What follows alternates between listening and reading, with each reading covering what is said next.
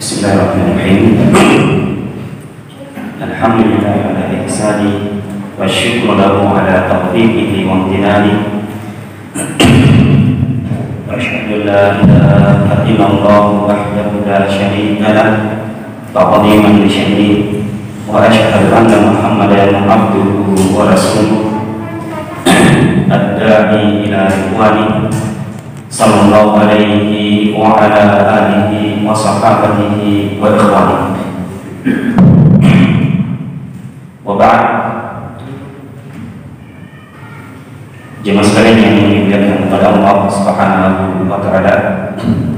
Alhamdulillah, pada malam hari ini kita kembali dipertemukan oleh Allah Subhanahu wa taala dalam kajian kita di masjid yang kita cintai bersama ini, yang alhamdulillah kita beralih ke kitab Riyadhus Shalihin setelah kita menyelesaikan kitab Umdatul Ahkam yang berisikan hukum-hukum dalam Islam ini. Alhamdulillah, pada malam hari ini, malam yang kedua atau malam yang ketiga, kita telah mulai, atau bahkan ini malam yang kedua, kita mulai beralih pindah ke kitab yang lain yang ditulis oleh Al-Imam An-Nawawi rahimahullah ta'ala, yaitu kitab yang insyaallah sya'nuhu fil Islam, sya'nuhu fi dinina, keutamaan atau kelebihan daripada kitab yang mulia ini, yaitu Riyadhus Shalihin. Dalam pertama kita itu telah kita ketahui bersama. Pada pertemuan sebelumnya kita sudah mulai masuk pada hadis yang pertama setelah kita menyebutkan beberapa muqaddimah dari Al-Imam An-Nawawi rahimahullah ta'ala sebelum masuk babnya, bab Al-Ikhlas. Kemudian kita telah membahas juga beberapa ayat yang disebutkan oleh Al-Imam rahimahullah ta'ala dalam mengawali apa yang beliau inginkan di dalam bab Al-Ikhlas ini untuk disampaikan kepada umat. Alhamdulillah, kita sampai pada hadis yang pertama, hadis yang telah kita bahas sebelumnya pada pertemuan sebelumnya. Kita bacakan ulang hadisnya, hadis yang sangat mulia. Qala al-mu'allif rahimahullah, an Amirul Mukminin Abi Hafsin Umar bin Khattab ibn Nufail bin Abdul Uzza bin Riyah bin Abdullah bin Quf bin Raza bin Adi bin Ka'ab bin Lu'ay bin Ghalib al-Qurashi al-Adawi radhiyallahu anhu qala sami'tu Rasulullah sallallahu alaihi wa alihi wasallam yaqul.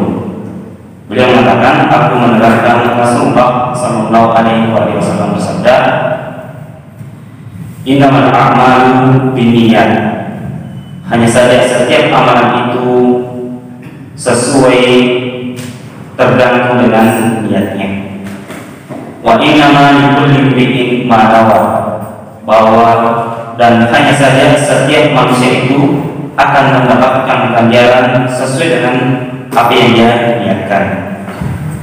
Faman kana hijratuhu ila Allah wa rasulih, maka barang siapa yang berhijrah kepada Allah dan Rasulnya, fa hijratuhu ila Allah wa rasulih, maka hijrahnya itu terhitung karena Allah dan Rasulnya, artinya berpahala. Wa man kana hijratuhu lidunya yusibuha, dan barang siapa hijrahnya karena dunia yang dia ingin raih, dia meninggalkan daerahnya ke tempat yang lain untuk dunia yang ingin dia raih, awimra'atan yang ikuha, atau karena wanita yang dia inginkan, yang dia ingin nikahi di sana, fahijratuhu ila ma hajara ilaih, maka hijrahnya kepada apa yang dia niatkan. Hadis muttafaqun alaih atau muttafaqun ala sahihih. Kita ulang sedikit yang sekalian apa yang kita sebutkan juga pada pertemuan yang lalu, bahwa ini Umar bin Khattab radhiyallahu ta'ala anhu bertemu nasabnya dengan Rasulullah sallallahu alaihi wasallam di kakek yang kesekian kalinya. Ketika kita mendapatkan di sini di antara kakek beliau radhiyallahu ta'ala anhu Ka'ab bin Lu'ay bin Ghalib. Ini pada kita angkat, kita sebutkan bahwa Rasulullah SAW atau orang Arab secara umum itu menjaga nasabnya, sehingga mereka orang Arab itu akan mengetahui silsilah atau di mana hubungan keluarganya tatkala dengan seseorang, apakah dia ingin menikahi seseorang atau seterusnya, maka dia akan mengetahui bahwa ternyata kita punya hubungan keluarga. Ya, Rasulullah SAW telah kita sebutkan kemarin, Muhammad bin Abdullah bin Abdul Muttalib bin Hashim bin Abdi Manaf bin Lu'ay atau bin Abdi Manaf bin Qusay bin Kilab bin Murrah bin Ka'ab. Berarti urutan yang ketujuh. Ya, urutan yang ketujuh bertemu dengan kakeknya Umar. Ya, kakeknya Rasulullah SAW bertemu dengan kakeknya Umar. Muhammad bin Abdullah bin Abdi Manaf bin Hashim bin Muhammad bin Abdullah bin Abdul Muttalib bin Hashim bin Abdi Manaf bin Qusay bin Kilab bin Murrah bin Ka'ab ya, kakek yang ketujuh atau yang ke-8 kurang lebih bin Ka'ab. Kemudian dari situlah Ka'ab pertama, kemudian bin Lu'ay bin Ghalib bin Fihr bin Malik bin Nadar bin Kinana bin Mudrikah ya, bin Khuzaimah bin Mudrikah bin Iyas bin Nisa bin Ma'ad bin Adnan. Ini kakek Rasulullah SAW sampai Adnan.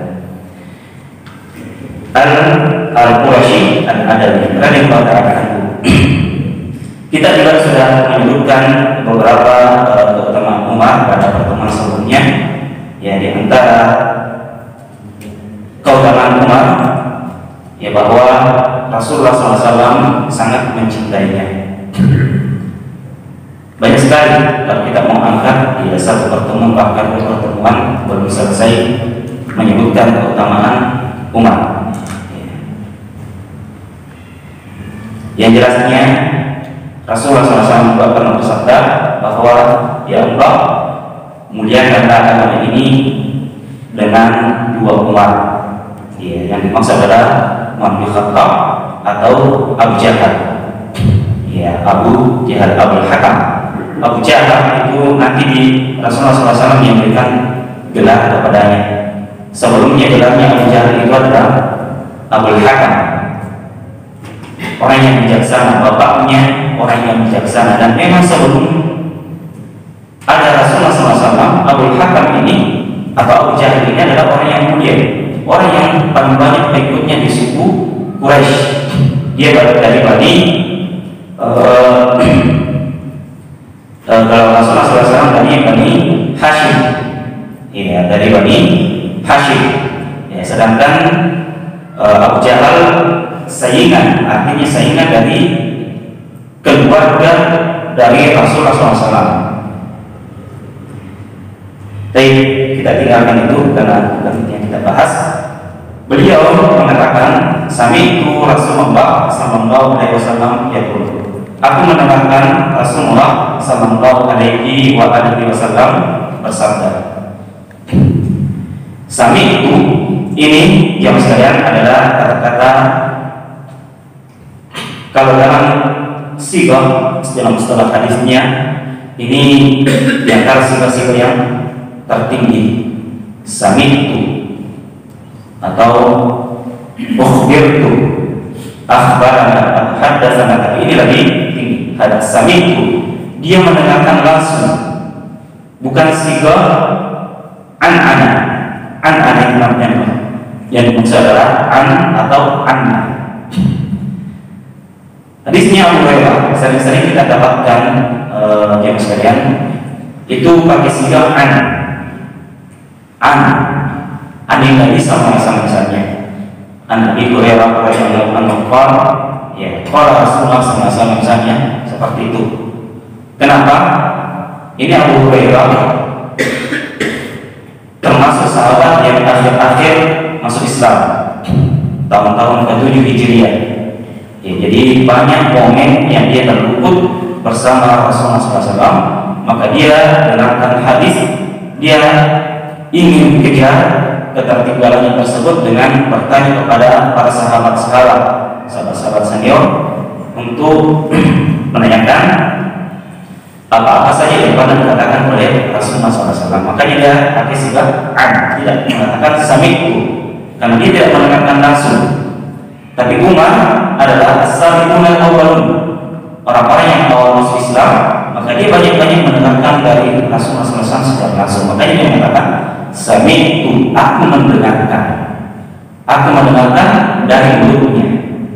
Ini artinya kalau dalam level-level hadis ini level-level yang sangat tinggi.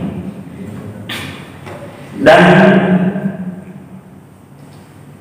kita juga telah menyebutkan sebelumnya di antara keunikan hadis ini bahwa hadisnya begitu mulia, bahkan sebagian ulama mengatakan sulusuddin, seperti dari agama kita ini.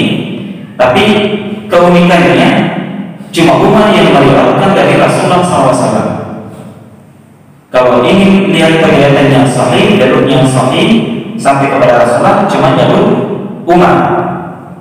Ada jalurnya lain, tapi tidak kuat turunnya. Yang kuat itu adalah dari jalur Umar. Ada Abu Bakar di situ, ada Utsman, ada Ali, ada sahabat-sahabat yang lain. Tapi mereka tidak meriwayatkannya. Cuma Umar yang meriwayatkan. Pada Rasulullah SAW mengatakannya di atas tempat yang tinggi, artinya banyak orang yang menghadiri. Maka Umar juga mengatakan ini di atas mimbar. Dia mengatakan hadis ini sami'tu Rasulullah SAW yaqul. Dari sekian banyak orang yang mendengarkan dari Umar, keunikannya juga kenapa tidak ada yang melakukan kecuali satu saja, cuma Al-Qamah bin Waqqas. Al-Qamah bin Waqqas. Ya, sepakat ulama kita akan kemudian hadis ini. Ya, kemudian Al-Qamah tidak ada juga yang meriwayatkan dari Al-Qamah, padahal Al-Qamah juga menyampaikan kepada orang banyak. Tapi tidak ada yang meriwayatkan dari Al-Qamah kecuali Muhammad bin Ibrahim. Kemudian dari Muhammad bin Ibrahim cuma satu tabi'in yang meriwayatkan, yaitu Yahya bin Sa'id rahimahullahu ta'ala.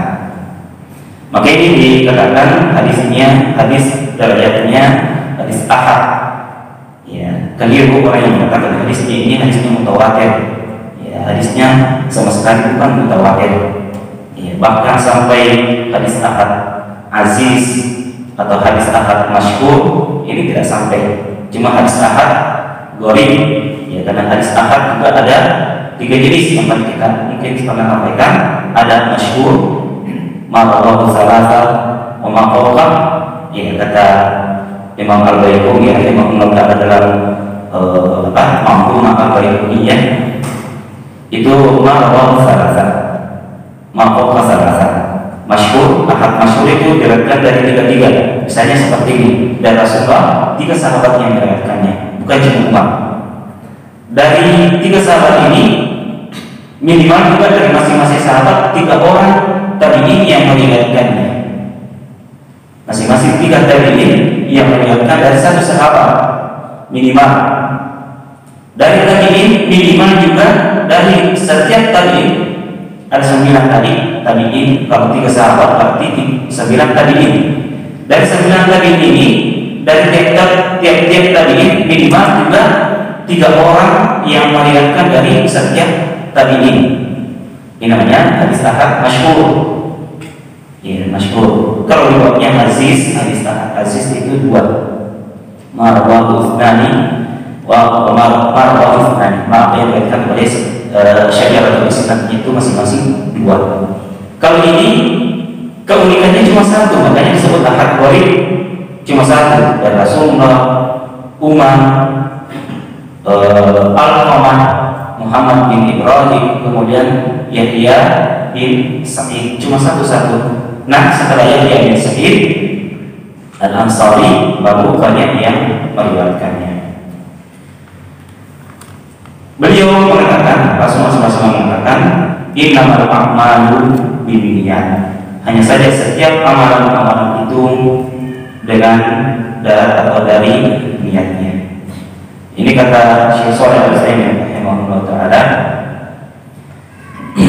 Bahkan mustahil, bisa dikatakan mustahil ya sekalian, setiap orang itu beramal tanpa niat. Apalagi sholat, puasa, pasti ada niatnya.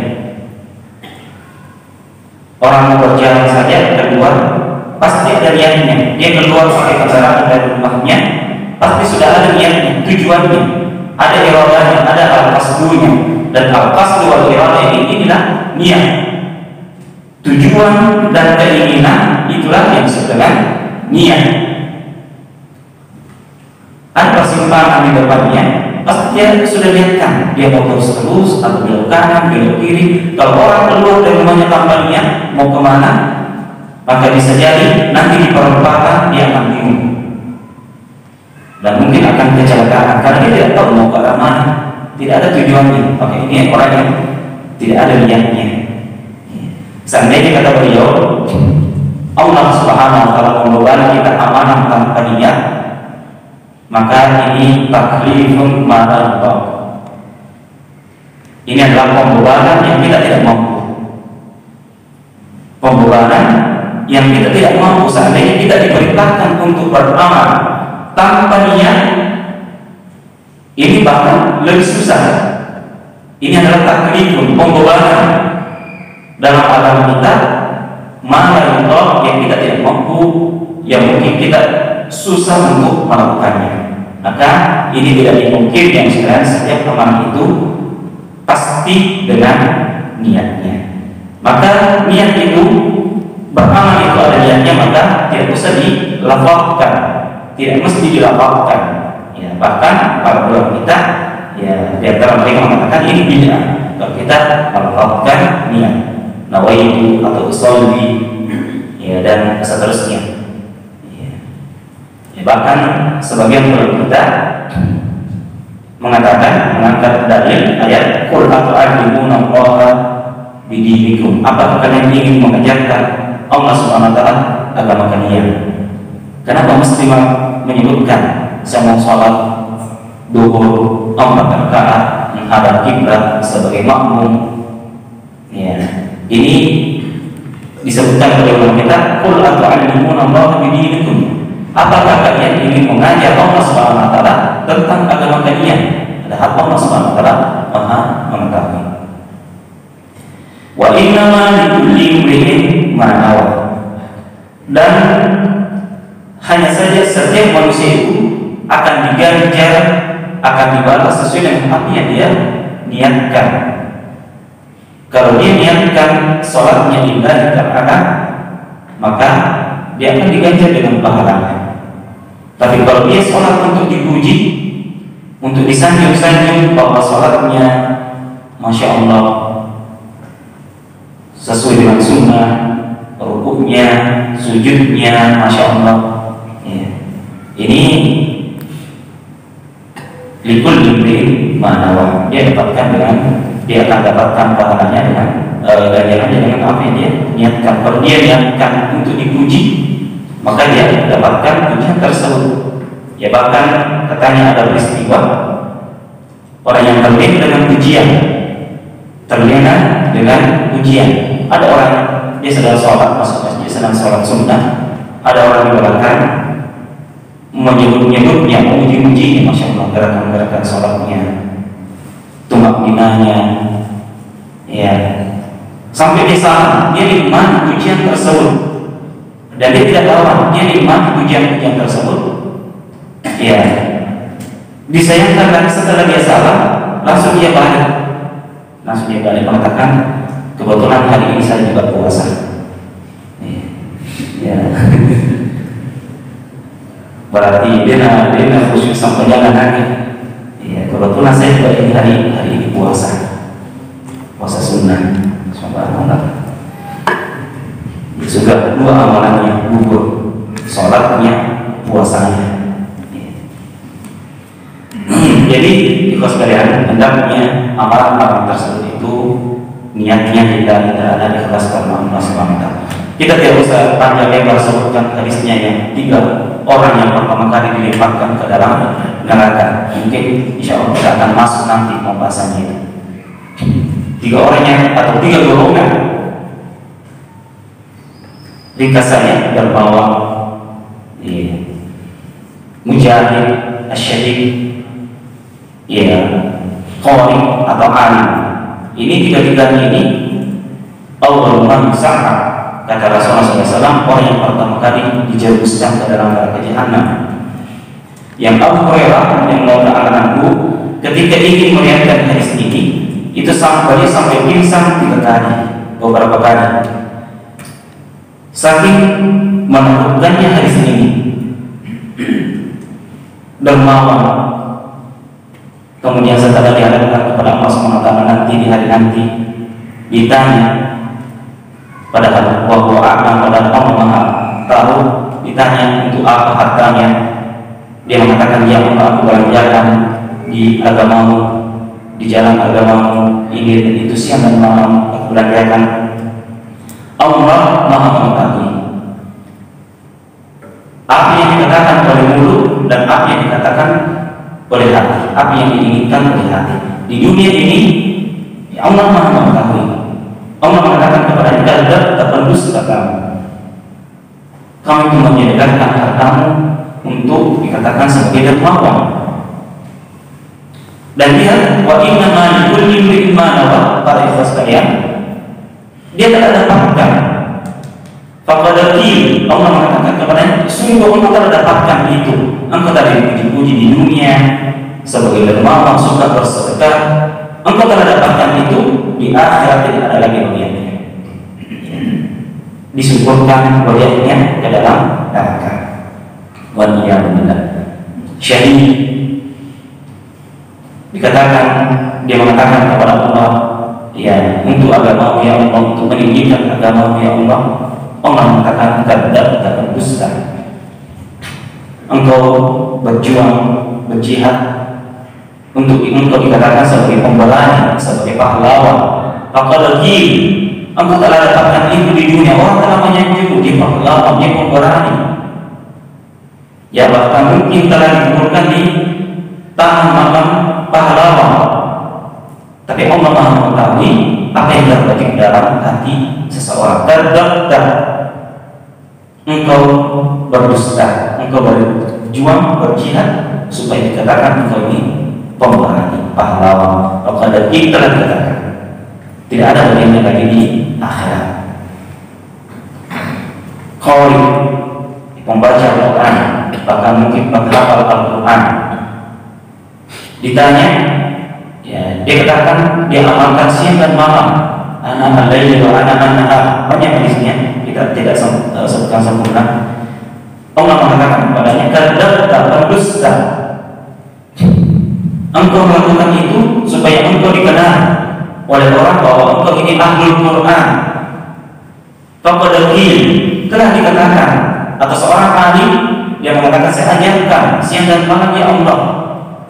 Allah katakan kadzab terpendusta liyuqalu laka innama liyuqalu laka alim, untuk engkau dikatakan sebagai orang pintar, seorang alim.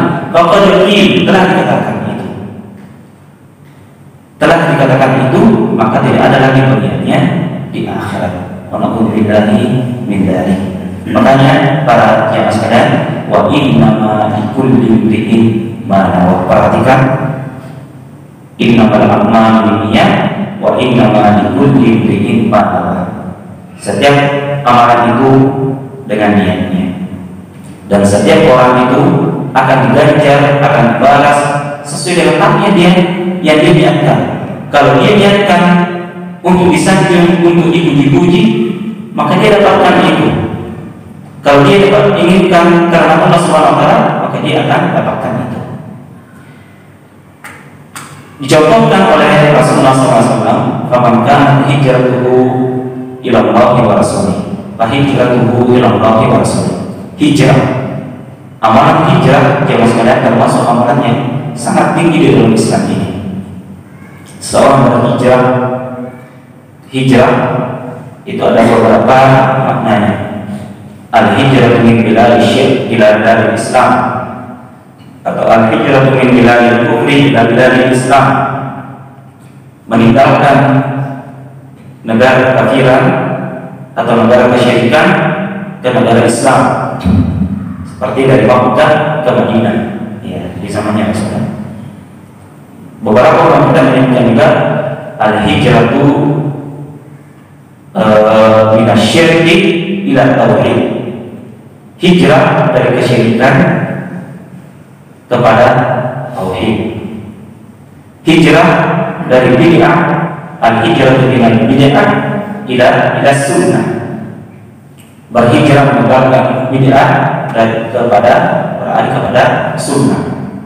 Al-hijrah minal maksiyah ila ta'ah, hijrah dari maksiyah kepada ketaatan. Ini juga adalah hijrah. Barang siapa yang hijrah, tapi hijrah yang dimaksud di sini dalam hadis ini adalah hijrah seperti di zamannya Rasulullah, meninggalkan negara-negara kesyirikan, tempat-tempat kesyirikan kepada tempat-tempat yang bisa kita menyembah Allah Subhanahu wa taala semata. Ya. Karena Allah dan Rasulnya, maka hijrahnya itu terhitung akan diganjar pahala karena Allah dan Rasulnya. Pahalanya sangat tinggi. Ya, orang yang hijrah itu pahalanya sangat tinggi. Bahkan di antara keutamaan Mistah, kita masih ingat Mistah radhiyallahu ta'ala anhu, orang yang pernah memfitnah Aisyah, anaknya Abu Bakar As-Siddiq radhiyallahu ta'ala anhu, selingkuh dengan Safwan bin Mu'attal. Ketika dia memfitnah, ikutan memfitnah Aisyah, ya, dan lama tidak turun ayat untuk itu, sampai Rasulullah SAW juga berubah sikapnya kepada Aisyah, dan Aisyah mengatakan, menyadari itu.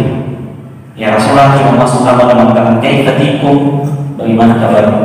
Baru keluar. Tidak seperti biasa, tidak semesra seperti biasa. Ternyata Aisyah juga tidak mengatakan akhir-akhir baru, kata dan hadis sudah kita bahas panjang beberapa tahun yang lalu. Ya, tapi intinya tadi Mistah, setelah turun ayat surat An-Nur ayat 11 sampai ke bawah itu, untuk Allah mensucikan Aisyah bahwa kedua Tuhan itu tidak benar, maka Rasulullah SAW sangat senang. Ya, sangat senang. Tapi ini Mistah tadi ini sudah terancam.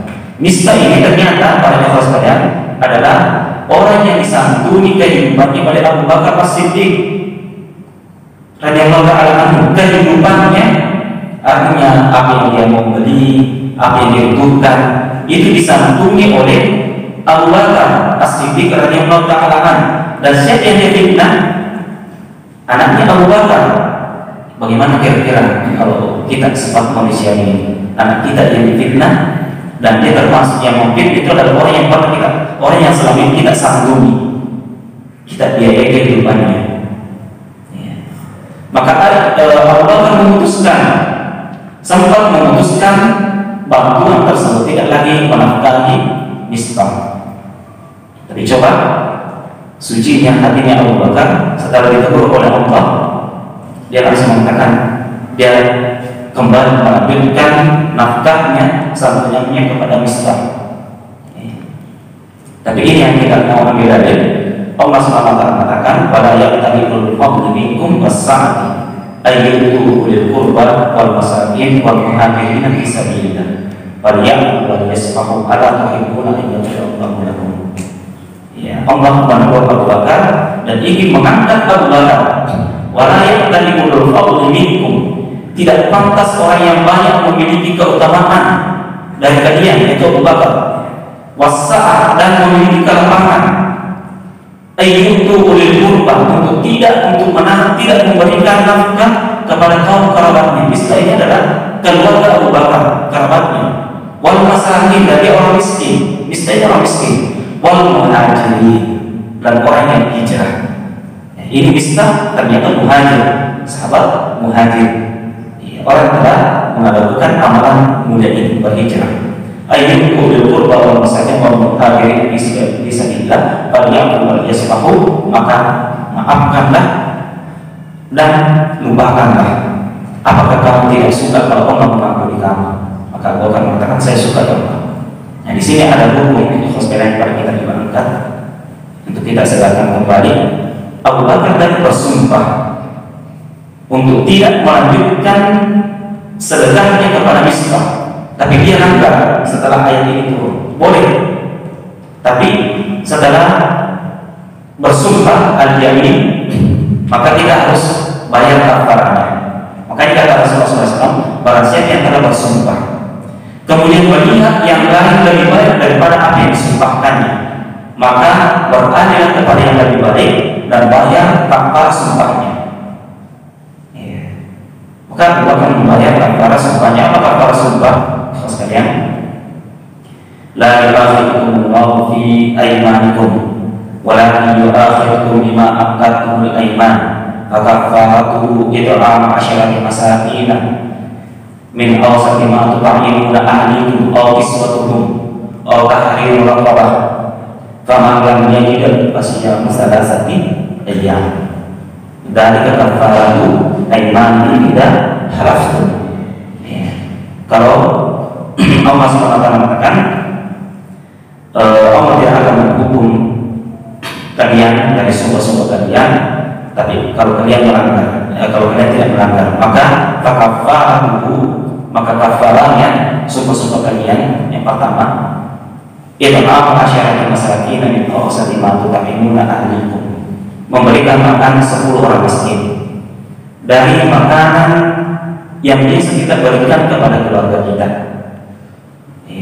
Makanan yang biasa kita berikan kepada istri dan anak kita. Artinya bagaimana jenis berasnya, bagaimana jenis lauknya, yang sampai istri dan anak kita tidak berikan makanan yang terbaik, kemudian kita ingin membayar kafar 10 orang miskin, kita kasih makan makanannya di bawah levelnya, jauh di bawah level yang biasa kita makan dan keluarga kita. Setidaknya sama. Setidaknya sama. Kalau tidak bisa memberikan pakaian, aukis waktu memberikan pakaian kepada mereka 10 orang miskin. Tidak berhuruf ini, karena tidak berhuruf. Allah tahriru raqabah, akan membebaskan budak wanita. Kata ulama kita, ambil yang tertinggi dulu, cari budak. Kalau ada bisa dibebaskan, maka bebaskan budak wanita. Kalau tidak bisa, maka berikan makan atau pakaian. Mana yang paham? Yang memberikan pakaian.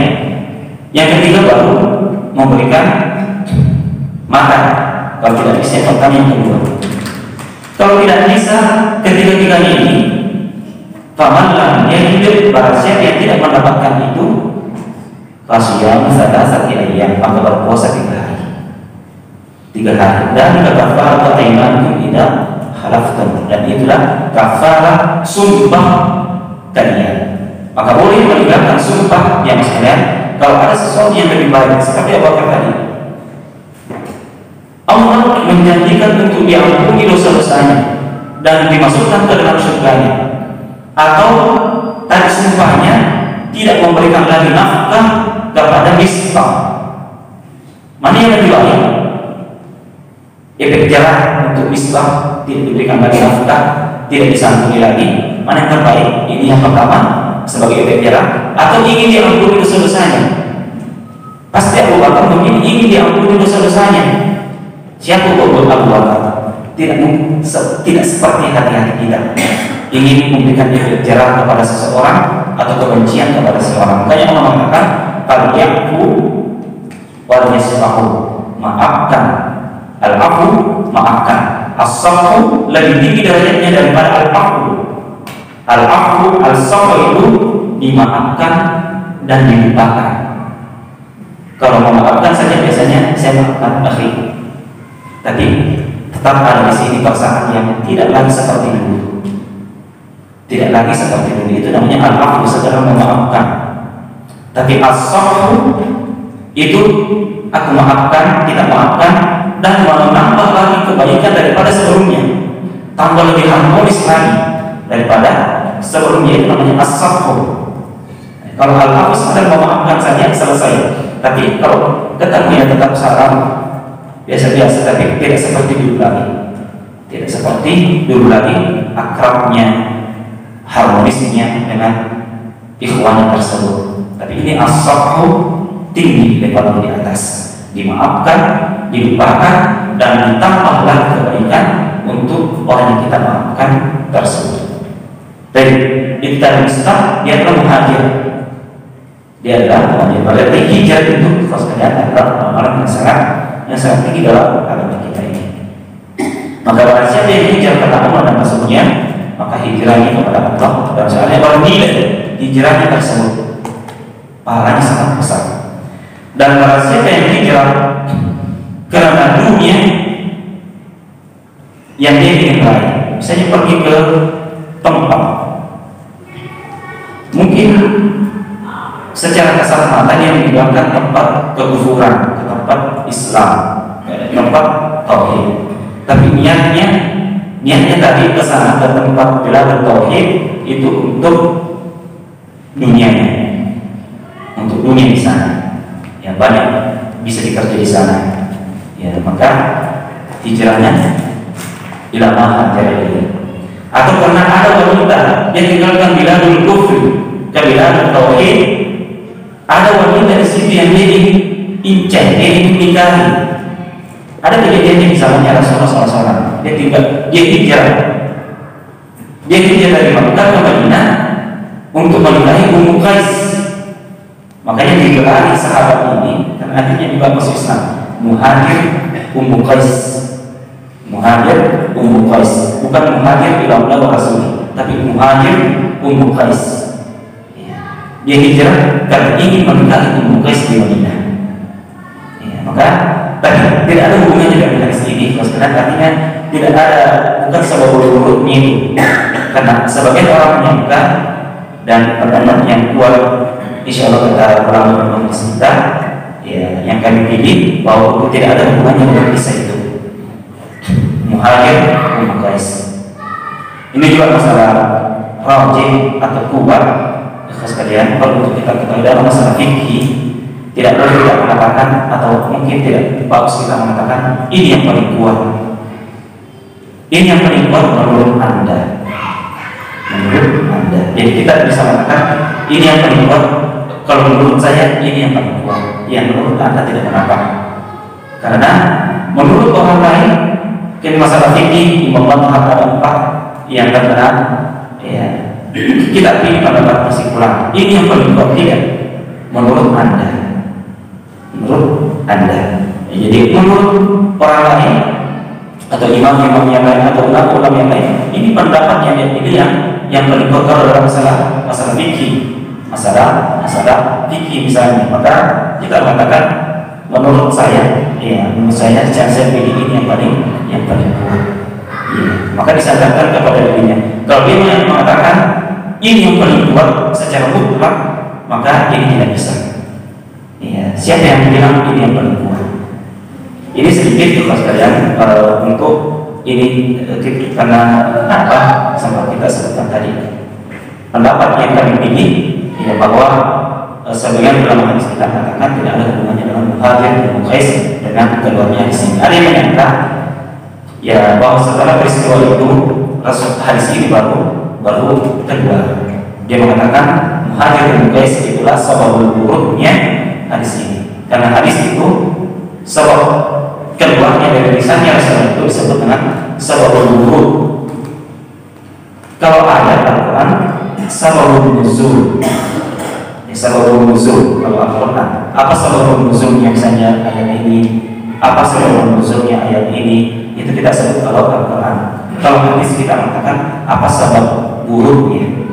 Apa sababul wurudnya hadis ini? Awi merah yang ihwa atau karena dia hijrah karena wanita yang ingin dia nikahi di sana. Hijrah dulu ilama hajrah ilai. Maka hijrahnya sesuai dengan apa yang dia hijrahkan atau apa yang dia niatkan. Muttafaqun ala sihhatihi. Hadis ini atau lafaz ini sekalian disepakati oleh Imam Bukhari dan Imam Muslim akan kesahihannya.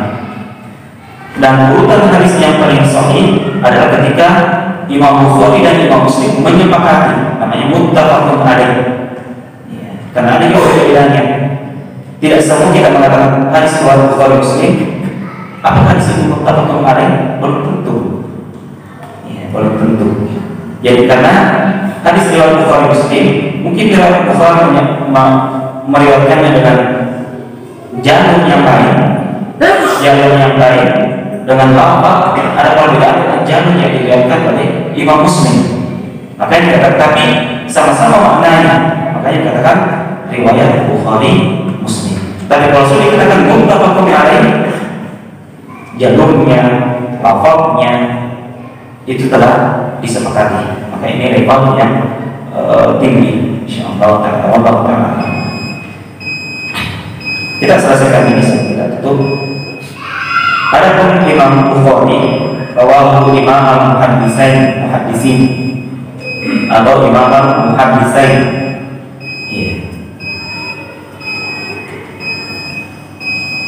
Diriwayatkan oleh dua Imam Muhaddis, Abu Abdullah Muhammad bin Ismail bin Ibrahim bin Mughirah bin Bardisbah al-Ju'fi al-Bukhari. Itu namanya Imam Bukhari, Muhammad bin Ismail. Muhammad bin Ismail.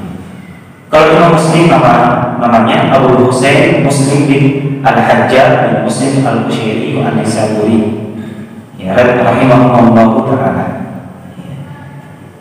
Dan kedua kitab Sahih Bukhari dan Sahih Muslim dikatakan oleh Imam Nawawi di sini, ya, fi sahihaihima alladainihuma asahhul kutubi al-musannafah. Jadi dari kitab-kitab al-musannaf, maka kitab Bukhari dan kitab Muslim adalah kitab yang paling sahih setelah Al-Quran.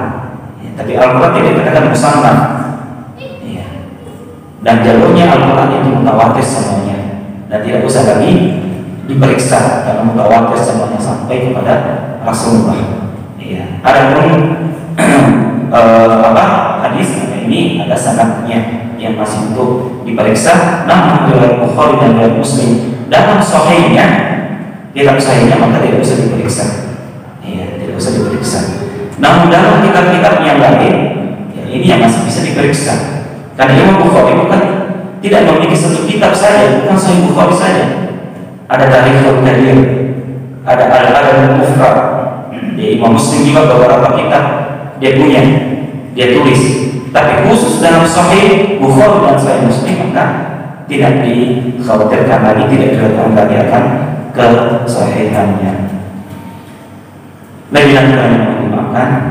Subhanallahumma wa bihamdika, asyhadu an la ilaha illa anta, astaghfiruka wa atubu ilaik. Wassalamualaikum warahmatullahi wabarakatuh.